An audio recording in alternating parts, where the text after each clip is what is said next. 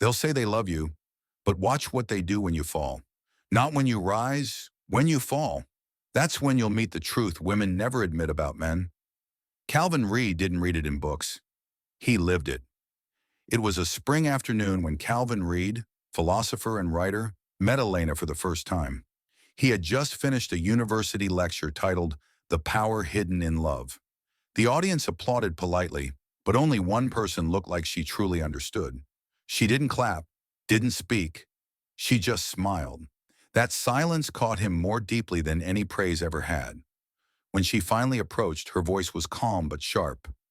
"You make love sound like a war," she said. "Maybe it is," Calvin replied, half joking. "Then what happens when both sides surrender?" she asked. "That," he said softly, "is peace or destruction." They spoke for hours that day. Philosophy, art, loyalty, pain. She wasn't like others who adored his mind. She challenged it. By sunset, Calvin felt something rare, the quiet shock of being understood. He didn't know it yet, but this was the beginning of his unmaking. Weeks passed. They met in cafes filled with jazz and candlelight, walked through rain-soaked streets, shared secrets between sips of coffee. Elena asked questions that made Calvin's heart race. "Do you believe loyalty still exists?" "Only when love isn't a transaction," he said. She smiled. "Then maybe we'll prove it wrong." To his friends, Calvin seemed transformed, lighter, happier, almost reborn. He started writing love essays again, something he hadn't done in years. He believed he had finally found real love, one that understood both his brilliance and his brokenness.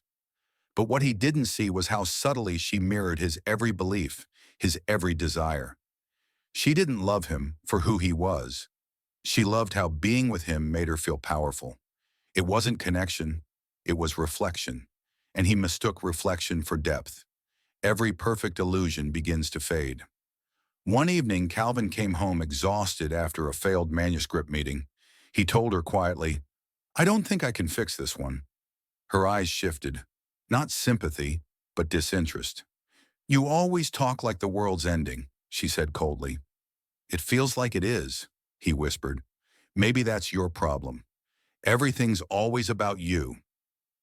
The room fell silent. Her words stung more than he admitted. For the first time, Calvin noticed the way she scrolled her phone while he spoke, how her warmth flickered depending on his success. When he shined, she glowed beside him. When he stumbled, her attention drifted away like smoke. That night, he realized something terrifying. She didn't love the man. She loved the myth. Days turned into weeks of emotional distance. Her replies became shorter. Her laughter faded. Then one morning, he woke up to silence.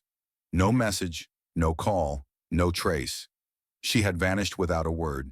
He searched, called, wrote, nothing. The apartment, once alive with her perfume and laughter, now echoed with emptiness. On the table, her last note remained. "You wanted someone who saw your soul. I only saw my reflection in it." Calvin sat there for hours, staring at the empty chair.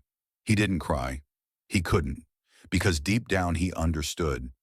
She hadn't betrayed him. He had betrayed himself by believing love was proof of worth.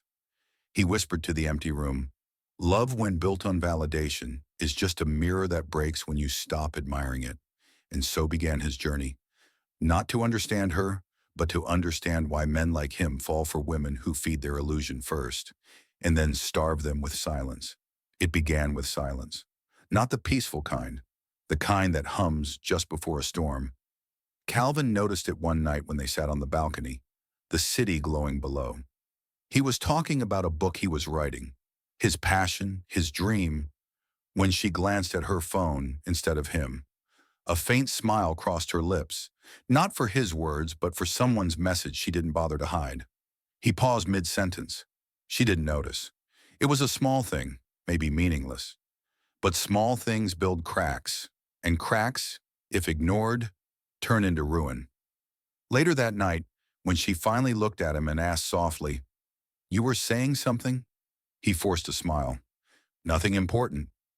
But deep inside, something shifted. A quiet knowing that the forever they once spoke of was starting to unravel, one polite smile at a time. Weeks passed, and her tone changed. It was subtle at first. A sigh when he spoke about his writing, a faint look of disappointment when bills piled up, a question that felt more like a verdict. Don't you think other men your age are doing better? Calvin froze. Other men. Those two words carried more weight than any insult could. He started working longer hours, sleeping less, thinking maybe if he achieved more, she would love him the way she did in the beginning. He forgot to eat. He forgot to laugh. He forgot himself. In the mirror, his eyes looked tired, not from work, but from the constant need to prove he was enough. One night she told him about a man at her office. Confident, well-dressed, ambitious. She said it casually, almost as if testing him. Calvin only smiled, but his chest tightened like a fist. The next day he wrote nothing. His pen refused to move. Every word he tried to write sounded like desperation. That night he remembered Nietzsche's words from his college years. Love is not blind, it sees more, not less, but because it sees more, it is willing to see less. He began to wonder if he had chosen blindness, not out of love, but fear. Fear of losing the only person who ever made him feel seen. The days turned colder. She started going out more. Just with friends, she said. Calvin didn't ask who. He didn't dare. When she came home late, he pretended to be asleep, but his eyes stayed open, tracing the shadows that moved across the ceiling. He could smell her perfume. Not the one he gifted her, but something new. It lingered like an unfamiliar fingerprint on the air. At breakfast, she scrolled through her phone while he made coffee. He asked gently, "You're quiet lately. Is something wrong?" She replied without looking up. "You're imagining things." But he wasn't. He could feel her fading. Not all at once, but piece by piece. The warmth in her touch. The laughter that once came so easily. Gone. He began to live beside her like a ghost haunting the ruins of their love. In his journal that night, he wrote, "When love starts to die, it doesn't scream. It whispers, and in that whisper, he heard her slipping away." It happened one evening when Calvin came home early from work. He wanted to surprise her. Maybe dinner, maybe flowers. Something small to remind her that love still lived here. But when he opened the door, he found her standing by the window, her phone in hand, smiling. That same soft, glowing smile he once thought belonged to him. It didn't anymore. Their eyes met. The air froze. She put the phone down slowly. "You're home early," she said. He nodded, the flowers still trembling in his hand. There were no screams, no arguments, just silence. A silence heavy enough to break glass. He placed the flowers on the table, petals trembling. Then he said quietly, "I used to think love was something you earned. But now I think love is something that's either given or never real to begin with." She didn't respond. She didn't deny it either. That night, Calvin packed a bag. He didn't cry. He didn't beg. He walked out into the cold rain, feeling the weight of a truth he could no longer unsee. The more he loved, the more invisible he became. And for the first time in months, the world outside, dark, empty, uncertain, felt more honest than the world he was leaving behind. The day Calvin lost his job, the city looked strangely calm, as if the world had decided to move on without him.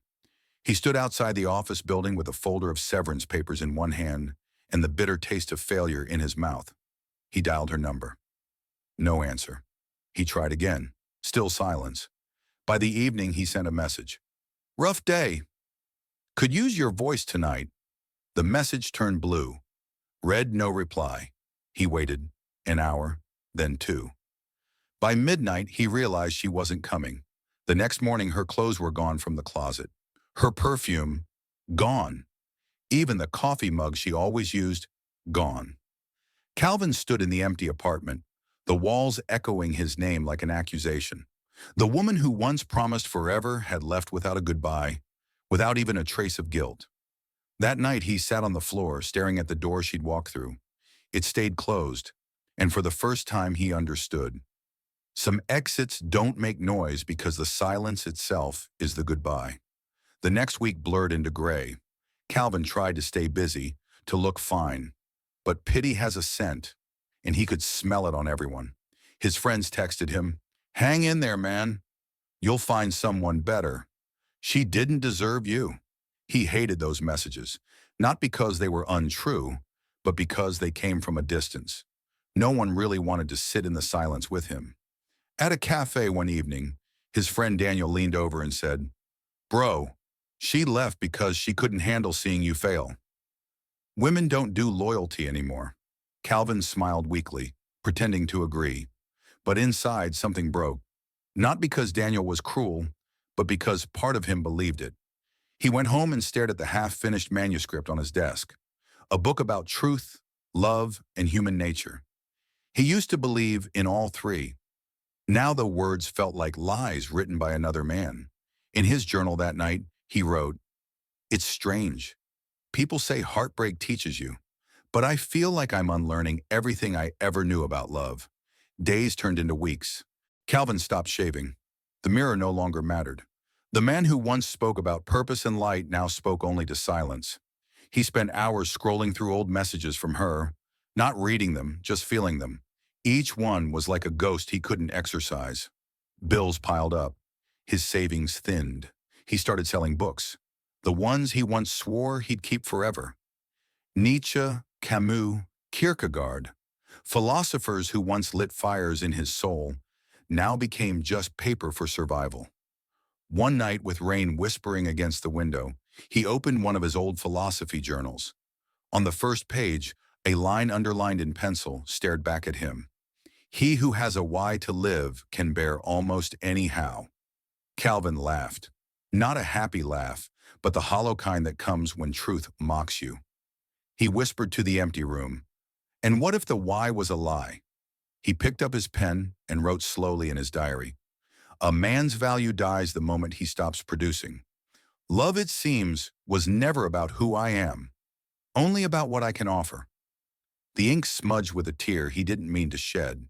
He closed the notebook and whispered, "So this is what invisibility feels like." One evening, he wandered through the city aimlessly. The rain had stopped, but the streets still glistened, like memories that refused to dry. He passed by a bookstore window and froze. Displayed in the glass was a new release, a self-help book on emotional resilience. On the cover stood the smiling face of her new partner, the man she once mentioned casually. The world tilted. His breath caught. It wasn't jealousy, it was recognition, the brutal clarity that he had been replaced by a version of himself that succeeded. He stood there for minutes, watching strangers walk past the display, unaware that they were stepping over someone else's broken heart. Back home, he didn't cry. He didn't rage. He simply sat at his desk, opened his journal again, and wrote, "Maybe this is what Nietzsche meant by becoming who you are. To lose everything false, every illusion, until only the truth remains." He looked around his apartment, stripped, bare, honest. Then, for the first time in months, he exhaled. The pain was still there, sharp and raw, but beneath it, something else stirred. Clarity. He whispered to himself, "The fall wasn't my ending. It was my unmasking, and though he didn't know it yet, this fall would become the foundation for his rebirth." It was a quiet evening in an old cafe downtown, the kind of place where tired lights hummed softly and the smell of roasted coffee hid the loneliness of its visitors. Calvin sat by the window, notebook open, pen untouched. The world outside blurred through raindrops sliding down the glass. He had come here to write, or at least pretend to. Then he heard laughter. Two women sat a few tables away, their voices rising just enough for him to catch fragments of their conversation. He lost his job, and suddenly he wasn't interesting anymore, one said, sipping her latte. "Exactly," the other replied. "Men are only as good as their usefulness. Once the shine's gone, poof." They both laughed, lightly, casually. To them it was just talk. To him it was an earthquake. He froze, not out of anger, but revelation. The words cut through him like a clean blade, not because they were cruel, but because they were true. He'd lived it. He'd felt it. He had seen how affection evaporates when admiration dies.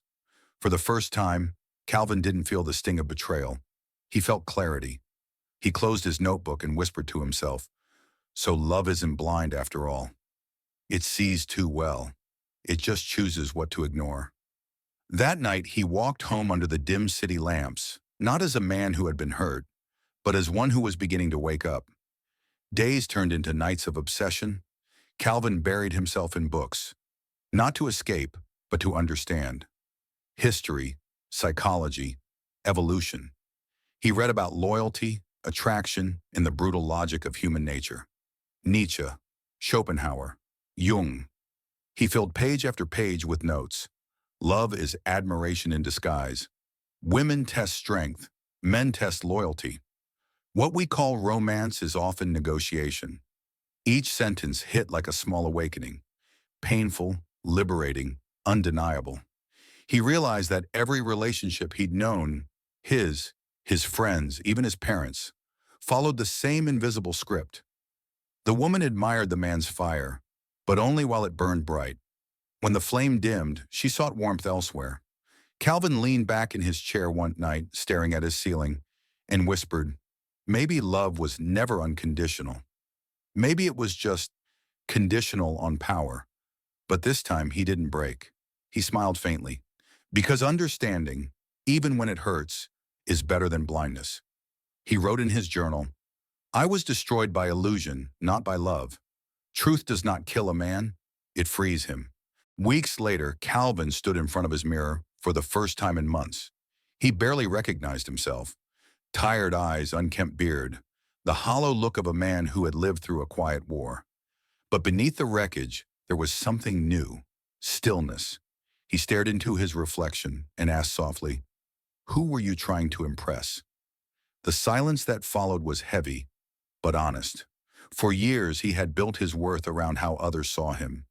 He had been strong for love, successful for approval, kind for validation. Now there was no one left to perform for. He ran his hand across the mirror, as if touching another version of himself, the one who had begged, hoped, and lost. Then he said quietly, "You begged because you didn't know you were enough." He laughed, a real broken laugh, the first one in months. He poured himself a glass of water, not wine, and toasted to the man in the reflection, "To the fall that made me see." It wasn't victory, it was acceptance, the kind that doesn't need to shout. One morning, as dawn stretched across the city, Calvin walked to the same lake where he and her once talked about forever. The air was cold, but his heart wasn't. He sat on a rock near the water and opened his notebook again.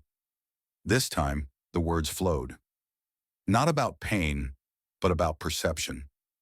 Men suffer not because women deceive them, but because men deceive themselves about women. He smiled faintly. He understood now. Love wasn't the enemy. Illusion was. Women weren't cruel. They were nature's mirror, reflecting back a man's strength or his weakness. And so he made a silent vow to himself. "I will never again beg for love. I will never again trade truth for comfort. I will love only where respect and freedom live." He stood, closed the notebook, and whispered to the wind, "She didn't break me. She revealed me." The sun rose behind him, pale gold cutting through the mist, and for the first time since his heartbreak, Calvin smiled without bitterness. He wasn't healed. He was awake. And from that awakening, the man who once sought love began to seek meaning. It began on a night of stillness. Calvin sat in his dimly lit apartment, papers scattered, laptop glowing in the dark. The rain outside tapped like a ticking clock, counting down to something inevitable. He stared at a blank screen for hours, then with a deep breath began typing. Not from anger, but from understanding. "The Brutal Truth Women Won't Admit." That was the title. Cold, honest, unforgiving. The words poured out of him like blood from an old wound finally opened to heal. He wrote not to accuse, but to reveal. Men crave loyalty because it gives meaning to their struggle. Women crave survival because it gives security to their love. Between these instincts, we pretend to find equality, but it's always a silent trade. Every sentence felt like a confession, not of hate, but of experience. He didn't write as a victim. He wrote as a man who had seen behind the curtain and refused to look away. By dawn, the article was done. He hesitated before clicking publish. He whispered, "Let the world see what love looks like without lies." He pressed the button, and with that click, his solitude became a revolution. The next morning, Calvin's phone wouldn't stop vibrating. Emails, notifications, comments. His inbox flooded like a breached dam. Within 24 hours, his words had reached millions. Screenshots spread across forums, videos, news outlets. Some praised him as the voice men had been too afraid to speak through. Others accused him of poisoning love. "He hates women," one post read. "No," another replied. "He just described them too clearly." Interviews flooded in. Journalists wanted a story. Podcasts wanted his philosophy. A few university professors quoted his work as modern emotional realism. But Calvin stayed silent. He didn't celebrate. He didn't explain. He simply watched, the way Marcus Aurelius might have, as truth divided people like a blade. He walked through the city that day, hood up, unnoticed, yet strangely free. He heard people arguing in coffee shops. About him. "He's heartless," a woman said. "He's honest," a man replied. "He's dangerous," another whispered. Calvin smiled faintly. He had become what he never sought, a mirror too honest for most to face. Fame, even of the intellectual kind, always demands a price. Within weeks, Calvin's name became both praised and cursed. Women wrote long essays condemning his philosophy as toxic realism. Some men idolized him, quoting his lines as gospel in online debates. But Calvin hated both extremes. He never wanted worship, only awareness. One night, a close friend confronted him. "Cal, they're twisting your words. You sound like you hate women." He sighed. "I don't hate them. I just stopped lying about them." He paused, then added quietly, "And they stopped pretending to love the truth." His friend stared at him, unsure whether to pity or admire him. But Calvin wasn't angry. He was calm. He had simply accepted that truth, like love, cannot be universally loved. Later that night, alone in his apartment, he reread his article. He whispered, "Men want to be loved for who they are. Women want to love who they admire. Between these desires lies the battlefield of modern romance." He closed his laptop and turned off the light. The world outside was burning with his words, but within him, there was silence. Weeks later, Calvin was invited to a televised debate. Across from him sat a famous feminist writer, articulate, confident, sharp. The host smiled nervously, knowing sparks would fly. The woman began, "Mr. Reed, don't you think your words fuel misogyny? You paint women as manipulators and men as victims." Calvin leaned forward, calm as stone. "I never called women manipulators," he said softly. "I said they adapt. That's their genius. Men conquer the world. Women survive it." She frowned. "You think love is just a transaction?" He smiled faintly. "No, I think love pretends it isn't one." The room went quiet. Cameras clicked. The silence was thick with discomfort. Calvin continued, "The tragedy isn't that men and women are different.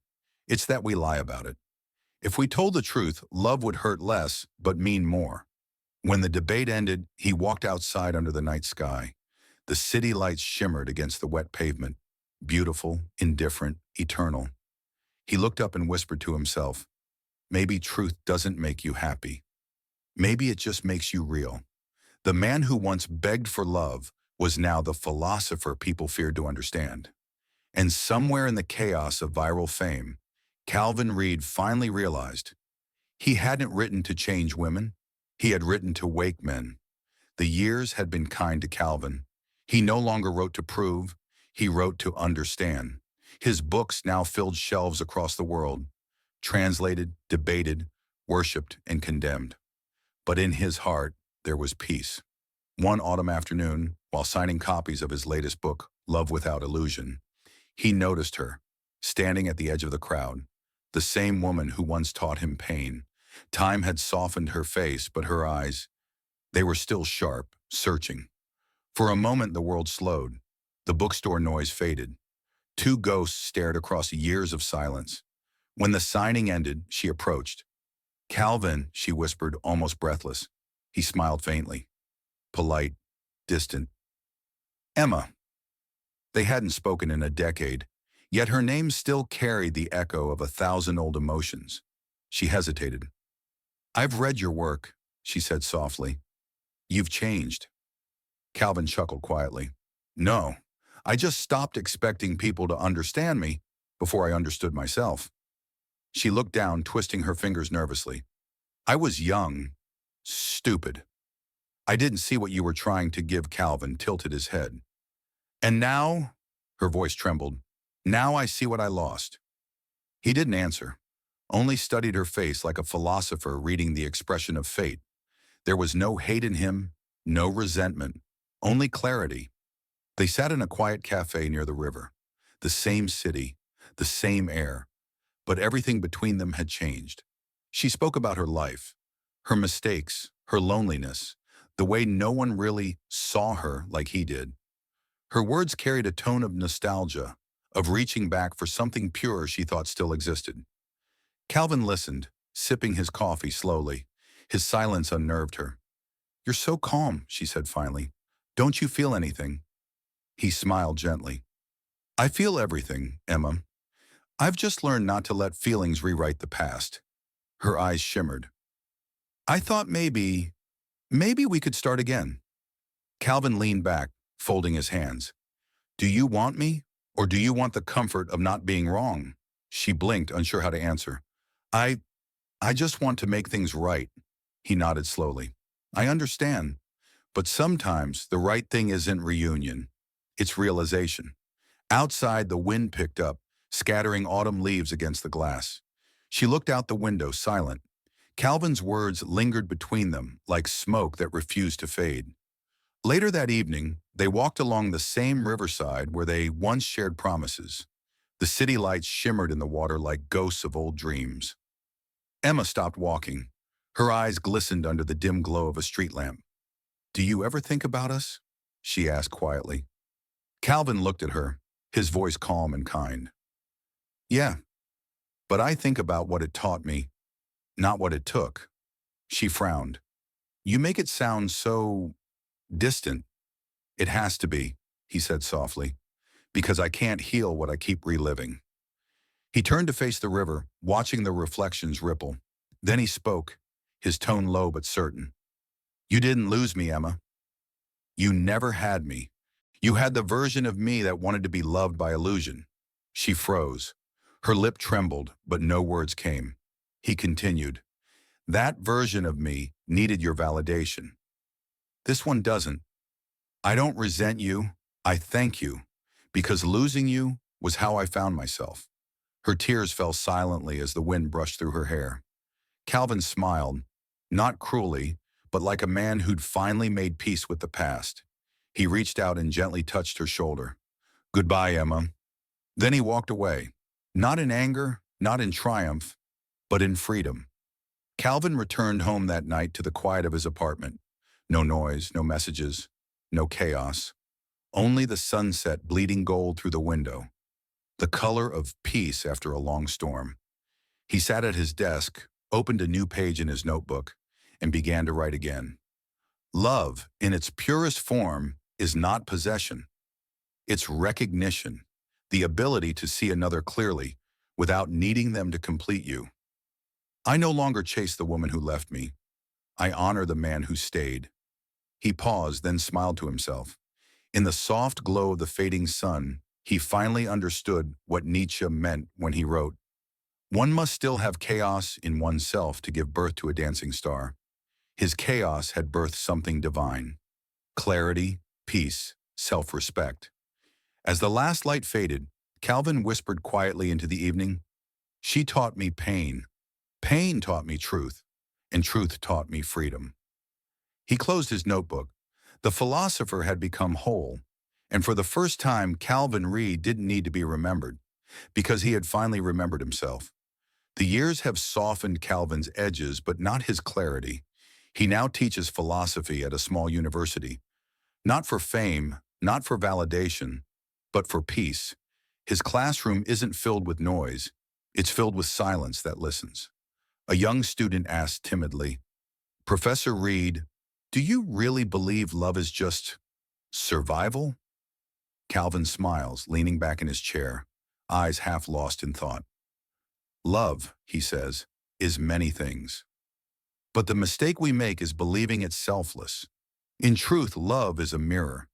It reflects what we value, not what we feel. The class falls quiet. The rain outside beats gently on the windows, like time itself whispering its approval. He walks to the board and writes slowly, a man's peace is not found in a woman's loyalty, but in his understanding of his own worth. He turns to his students. If you depend on someone else to tell you who you are, you'll always be lost when they leave. The camera lingers on his face, calm, aged by wisdom, but peaceful at last. That night, Calvin sits by the window, looking out at the same stormy sky that once saw his heart break. On his desk lies a single envelope, yellowed with time. Inside is a letter he wrote years ago but never sent. You taught me what love isn't. You taught me that silence can be louder than betrayal. You showed me that people love their reflection, not the one who holds the mirror. He folds the letter again, not with anger, but with peace. He takes a deep breath, lights a candle, and burns it slowly. The ashes swirl upward like lost memories finally set free. He whispers, thank you for teaching me everything I needed to lose. The flame flickers out. The rain continues, cleansing, not cruel. Later that week, Calvin meets a young man sitting alone outside the library, head in his hands. He recognizes the look, heartbreak, confusion, the raw pain of realizing love can be conditional. Calvin sits beside him. The young man doesn't notice at first until Calvin quietly says, you're trying to understand why she left, aren't you? The young man looks up, startled. How did you know? Calvin smiles faintly. Because once I wrote a whole book trying to answer that question. The young man laughs weakly, shaking his head. Then tell me, Professor, why do they leave? Calvin pauses. His answer isn't cruel. It's compassionate, but piercing. Because love is a contract we never read. They love you when you represent what they admire. Strength, confidence, potential. But when you break, they see the man beneath the armor. And not everyone knows how to love a soul that's bleeding. The young man stares at him, silent. Calvin continues, voice calm but heavy with truth. Don't hate her. Understand her. Women love through emotion. Men love through loyalty. Both are real, just different frequencies. The moment you accept that difference, you stop suffering. The young man nods slowly, tears drying. So what do I do now? Calvin stands, placing a hand on his shoulder. You build yourself, not for her return, but for your own resurrection. That night, Calvin sits once more at his desk. The candle burns beside him, rain tapping gently on the glass. He opens his old leather journal, the same one he used when he was broken. He writes his final words, not to the woman, not to the world, but to every man who will ever love deeply and lose painfully. To the man who gave everything and was left with nothing. To the man who still believes love should mean forever. Understand this. Women do not betray you. They reveal what you refuse to see. His hand trembles slightly, but his eyes are steady. Love women, but do not expect them to love as you do. For their love is born of emotion, yours of devotion. Neither is wrong, but one is more fragile. He sets the pen down, exhales, and closes the journal. Lightning flashes outside, illuminating the faint smile on his face. The kind of smile that comes from acceptance, not victory. Morning breaks. The storm has passed. Calvin walks through the quiet campus garden. Birds returning, leaves glistening with dew. A young couple walks past him, laughing. Their fingers intertwined, their world still innocent. He watches them for a moment, not with envy, but with understanding. Every man must walk through the illusion to reach truth, he whispers to himself. He takes a seat under an old oak tree, closes his eyes and feels the sun on his face. The same world that once broke him now feels gentle again. The camera slowly pans upward, sunlight piercing through the clouds. His voice narrates softly over the scene. In the end, peace is not found in being loved, but in knowing that you no longer need to be. Months later, a student uploads a clip of Calvin's final lecture to social media. In it, he says, "Strength is not hardness. It's the quiet confidence of a man who knows that love may fail, but self-respect must not." The video spreads across the internet. Millions of men listen, reflect, and nod in silent understanding. Calvin doesn't know he's become a voice for a generation. He's too busy tending to his garden, growing roses, the same flowers she once loved.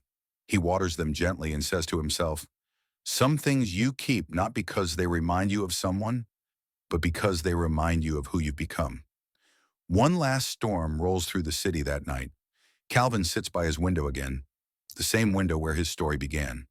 He watches the raindrops race each other down the glass, smiling faintly. He whispers the final line of his philosophy, "Understand, and you will never hate." The screen fades to black. Soft piano music plays, melancholic but serene.